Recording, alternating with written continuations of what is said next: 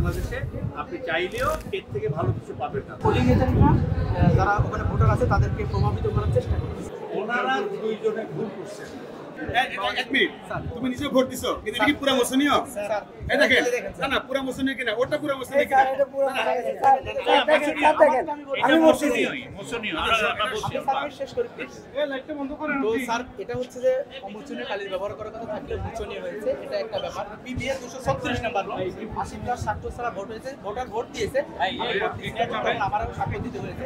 তো এই ঘটনাটি ঘটেছে স্যার। এখন কালি যদি অমোচনীয় হয়, সরি মোচনীয় কালি যদি হয়, আবার ভোটারে যদি স্বাক্ষর না হয়, তাহলে স্বাভাবিকভাবে ওই ভোটার কিন্তু আবার পুনরায় ভোট দিতে পারে। এটা কিন্তু স্বাভাবিক স্যার, কারণ হচ্ছে যে তার ওখানে কোনোই ডকুমেন্টস থাকতেছে না। এরপরে আরেকটা ব্যাপার হচ্ছে নতুন কলাতে স্যার, নতুন কলাতে স্যার আমরা সেখান থেকে তথ্য এসেছে যে এলইডি স্ক্রিন বন্ধ হচ্ছে, আবারও চালু হচ্ছে, এরকম ঘটনা এসেছে নতুন কলাতে। তো স্যার এই বিষয়গুলো আসলে যদি আমরা আরেকটা বলবো যে যারা পোলিং এজেন্ট রয়েছে, একটা ক্ষেত্র থেকে তথ্য আসতেছে পোলিং এজেন্টরা যারা ওখানে ভোটার আছে তাদেরকে প্রভাবিত করার চেষ্টা করতেছে। তারা তো নিরপেক্ষ থাকবে, সেই যে পক্ষের যে দলের যারই পোলিং এজেন্ট, এই ব্যাপারে স্যার যদি আপনারা অমোচনীয় বিষয়ে আমরা পেয়েছিলাম যে বিভিন্ন জায়গাতে আমরা যোগাযোগ করেছি। আমরা একটা এটার জন্য শুধুমাত্র এই কালির জন্যই আমরা একটা আলাদা সেল তৈরি করে কমিটি তৈরি করেছিলাম।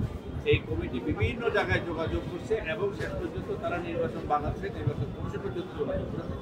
নির্বাচন কমিশন থেকেও তাদেরকে বলা হয়েছে যে বাংলাদেশের পার্মানেন্ট অমোচনীয় যেটা হাতে লাগলে মানে শরীরে লাগালে যে কালিটা পার্মানেন্টে থাকবে, এইটা বাংলাদেশে পাওয়া যায় না বলে নির্বাচন কমিশন প্রতি বছর যখন নির্বাচন হয় তার আগে তারা জার্মানি থেকে এটা ইম্পোর্ট করে এবং তাদের নীতিমালা অনুযায়ী ভোট শেষে আবার বাকি যে অবশিষ্ট থাকে সেগুলো তাদের ডিস্ট্রয় করতে হয়। সুতরাং বাংলাদেশে আপনি চাইলেও এর থেকে ভালো কিছু পাবেন না, যার কারণে আমরা আমরা এই সংযুক্ত ভোটার তালিকা করতে যাই অনেকটা ব্যাক পেয়েও আমরা এটাকে এনশিওর করেছি শুধুমাত্র এই কারণে যে আমাদের একটা সেফগার্ড থাকতে হবে যে আমাদের একজন শিক্ষার্থী যে ভোট দিতে যাবে সেই ওখানে গিয়ে তাকে যাচাই করার প্রক্রিয়াটা কি। সেই কারণে একজন শিক্ষার্থী, তোমরা যারা শিক্ষার্থী তারা তোমরা জানো যে বাইরে থেকে যখন তুমি যাও তোমার আইডেন্টি হলো তোমার আইডি কার্ড। সেখান থেকে একটা আইডি কার্ড, যেটা আইডি কার্ড নিয়ে যাবা সেটা কোনো একটা ভোটার নাম্বারের আইডি কার্ড হবে। সেই ভোটার নাম্বারের এগেইনস্টে যে ছবিটা আছে সেই ছবির সাথে তোমার একটা যাচাই করা হবে।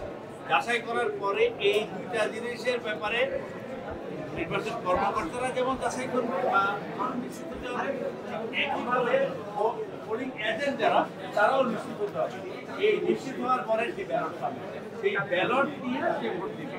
এখন আমি একটু বুঝতে চেষ্টা করছি, আমার মতো একজন কনসাস এরিয়াতে আইসা অন্য একটা ভোটার নাম্বারের ব্যালট কিভাবে আরেকজন অন্য একটা আইডি দিয়ে দিবে, আমি এটা আমার মাথা এটা আমি বলবো, আমি এটার উত্তরটা পরে দিব।